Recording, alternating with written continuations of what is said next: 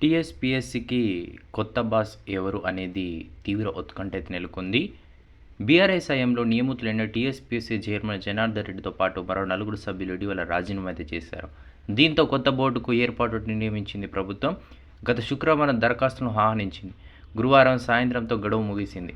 అప్లికేషన్లు భారీగా వచ్చినట్టు అధికారులు అయితే చెప్తున్నారు.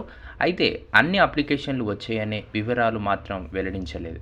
సుమారు 200 వరకు అప్లికేషన్లు వచ్చాయని సమాచారం. భర్తీకి మరికొంత ఆలస్యం. హైదరాబాద్ సెంట్రల్ యూనివర్సిటీ, ఉస్మానియా యూనివర్సిటీతో పాటు జేఎన్టీయూ, కాకతీయ విడుదల ప్రొఫెసర్లు చైర్మన్, మెంబర్ పోస్టుల కోసం దరఖాస్తు చేసుకున్నారు. దీంతో పాటు కొందరు ప్రైవేట్ విద్యా సంస్థల్లో పనిచేసే ప్రొఫెసర్లు, ఎన్టీఓ ప్రతినిధులు అప్లై చేసుకున్నారు. ప్రస్తుతం కొనసాగుతున్న మెంబర్ అనుకూలంగా మారినా కూడా త్వరలో రిజైన్ చేసే అవకాశం ఉంది.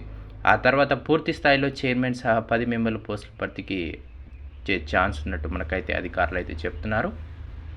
వచ్చిన దరఖాస్తులను స్క్రీనింగ్ చేసేందుకు సర్కార్ ఓ కమిటీని నియమించే అవకాశం ఉందని, ఆ కమిటీ వచ్చిన అప్లికేషన్లు పరిశీలించి డ్రాఫ్ట్ చేసి సర్కార్కు ప్రతిపాదించనుంది.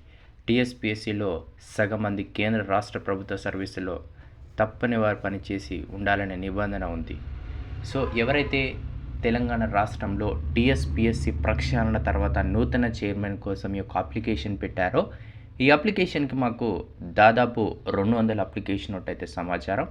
మరి దీంట్లో జాబ్ రావాలంటే కంపల్సరీగా రాష్ట్ర ప్రభుత్వంలో అయినా లేదు కేంద్ర ప్రభుత్వంలో అయినా ఉద్యోగం చేసి ఉండాలనే నిబంధన అయితే ఉంది టీఎస్పీఎస్సీలో. మరి ఈ 200 అప్లికేషన్స్లో ఎవరు నియమితులు అనేది మనకైతే త్వరలో అయితే అప్డేట్ అయితే రానుంది. ప్రజెంట్ అయితే దావోస్ పర్యటనలో సీఎం రేవంత్ రెడ్డితో ఉన్నారు కాబట్టి ఆయన వచ్చిన తర్వాత మనకైతే ఈ యొక్క చైర్మన్ అయితే ఎన్నుకోవడం జరుగుతుంది. దాని తర్వాత మనకి గ్రూప్స్ అండ్ రిజల్ట్స్ గురించి అప్డేట్స్ అయితే వచ్చే అవకాశం ఉంది. Thank you.